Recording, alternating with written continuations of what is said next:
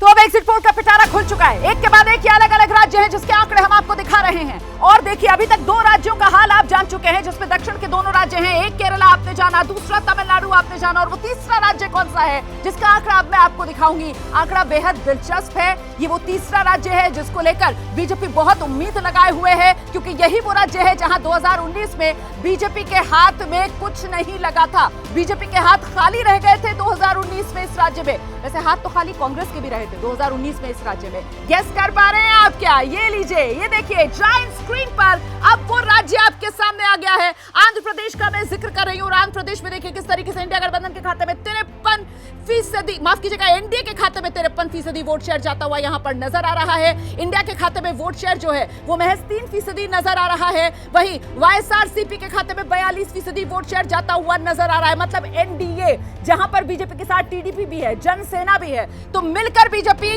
कड़ी टक्कर देती हुई वाईएसआर कांग्रेस को। और सीटों के लिहाज से अगर ये आंकड़ा तब्दील होगा तो वो बड़ी तस्वीर क्या उभरेगी। सीटों में एनडीए के खाते में 21 से 25 सीटें जा सकती हैं और वाईएसआर कांग्रेस जो है वो 0 से 4 सीटों पर सिमट सकती है। 2019 जानते हैं ना आप किस तरीके से वाईएसआर कांग्रेस थी जिसके खाते में 25 में से 22 सीटें गई थी। और वहीं टीडीपी बीजेपी अलग अलग चुनाव लड़े थे, टीडीपी के खाते में महज 3 सीटें गई थी। लेकिन इस बार तस्वीर पूरी तरीके से आंध्र प्रदेश में पलट सकती है बीजेपी के हक में। श्री बिल्कुल सही कह रही हैं आप। और देखिए किस तरीके से ये बदला हुआ आंकड़ा और चौंकाने वाला एग्जिट पोल का ये अनुमान है। ये आंकड़ा है आंध्र प्रदेश में जिस तरह से एनडीए को 21 से 25 सीटें मिल सकती हैं आंध्र प्रदेश में। ये बड़ी जीत। इंडिया गठबंधन यहां खाता भी खोलता हुआ नहीं दिखाई दे रहा है। तो एग्जिट पोल का ये महत्वपूर्ण आंकड़ा और आंध्र प्रदेश में वाईएसआर कांग्रेस को 0 से 4 सीटें मिल सकती हैं। प्रदीप जी, ये बड़ा उलटफेर आंध्र प्रदेश में।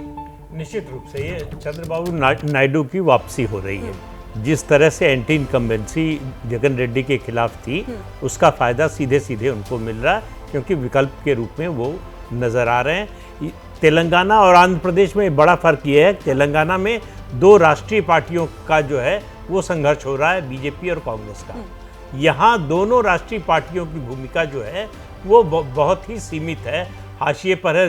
चूँकि एनडीए में बीजेपी के साथ चंद्रबाबू नायडू के साथ होने के कारण बीजेपी को यहाँ फायदा मिल रहा है, वरना पिछले चुनाव में उनको 1% भी वोट नहीं मिला था। और जीवीएल जी मुस्कुरा रहे हैं, तो मुझे लगता है एक रिएक्शन उनका भी ले लेते हैं, क्योंकि आपने तो इन अनुमान के मुताबिक, अभी ये नतीजे नहीं है लेकिन एग्जिट पोल का आंकड़ा बता रहे हैं कि आंध्र प्रदेश में तस्वीर बदल कर रख दी आप लोगों ने। शरीन जी, प्रदीप जी का मैं विश्लेषण सुन रहा था। आंध्र प्रदेश मेरा गृह राज्य भी है और इनका जो अभी कहना था कि पिछले चुनाव में हमको 1% वोट मिली, बिल्कुल सही है। बट लेकिन इस चुनाव में भारतीय जनता पार्टी अकेली भी जाती तो हमको 15-16% वोट मिल सकता है। लोकसभा चुनावों में यह कई प्रीपोल सर्वेस का, पार्टी के इंटरनल सर्वेस का भी अनुमान था। तो मैं एक जानकारी दे रहा हूँ। तो इसलिए 2019 की परिस्थिति अब नहीं थी इस चुनाव में, क्योंकि उस समय एक आंदोलन चला था, टीडीपी के द्वारा, वाईसीपी के द्वारा केंद्र के खिलाफ एक आंदोलन के माहौल था। तो इसलिए वो परिस्थिति अलग थी। इस बार भारतीय जनता पार्टी के जुड़ने के साथ, नहीं तो टीडीपी को हमारे साथ गठबंधन करने का कोई कारण ही नहीं था। एक मोदी जी के नेतृत्व में हमने ये चुनाव लड़ा है आंध्र प्रदेश में, तो उसका भरपूर लाभ मिला है। हम नहीं होते तो ये इसकी तस्वीर बिल्कुल अलग हो सकती थी। जीवीएल रोमाना बोल रही हूँ। लेकिन सवाल ये यहाँ पर कि ये टीडीपी की लहर पर सवार होकर बीजेपी आंध्र प्रदेश में ये गेन कर रही है ना। नहीं, ये तो देखिए, जब गठबंधन जीतती है तो केवल एक के बदौलत नहीं जीतती है, नहीं तो कोई गठबंधन करेगा नहीं, किसी की मजबूरी थोड़ी है। तो गठबंधन करते इसलिए हैं ताकि दोनों की ताकतों को मिलाकर एक अच्छा राजनीतिक फायदा दोनों को मिल सके। तमिलनाडु में डीएमके कई पार्टियों के साथ क्यों लड़ती है, अकेला क्यों नहीं जाती है? अकेले किसी को लग सकता है कि डीएमके के बदौलत जीत रहे हैं, बिल्कुल नहीं है। लेकिन अतुल जी, ये वो दक्षिण भारत, और हमने देखा कैसे 24 चुनाव से पहले एक पूरा उत्तर भारत, दक्षिण भारत, अलग किस्म की सियासत, इसी का नैरेटिव बुना गया। और यहाँ पर वो दक्षिण भारत जिसको लेकर इंडिया गठबंधन सबसे ज्यादा आश्वस्त था, वहीं जमीन खिसकती हुई इंडिया गठबंधन के कदमों के तले नजर आ रही है और बीजेपी और एनडीए मजबूत हो रहा है। सर, ये क्या हो रहा है?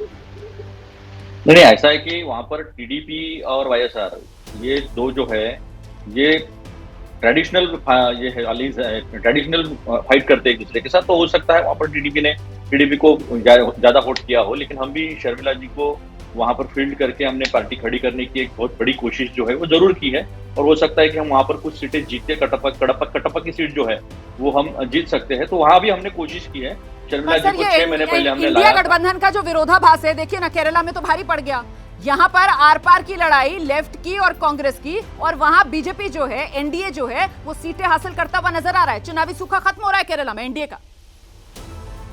नहीं, ये आपका कहना है, मैं इस बात को मानने के लिए तैयार नहीं हूँ। पौंडीचेरी, तमिलनाडु और केरला में इनको एक भी सीट मिलेगी, ये बात मैं मानने के लिए तैयार नहीं हूँ, क्योंकि हमारे पास भी इंटरनल सर्वे ना माने, लेकिन नतीजों के दिन भी आप हम बात करेंगे और फिर इस पर विस्तार से बात होगी।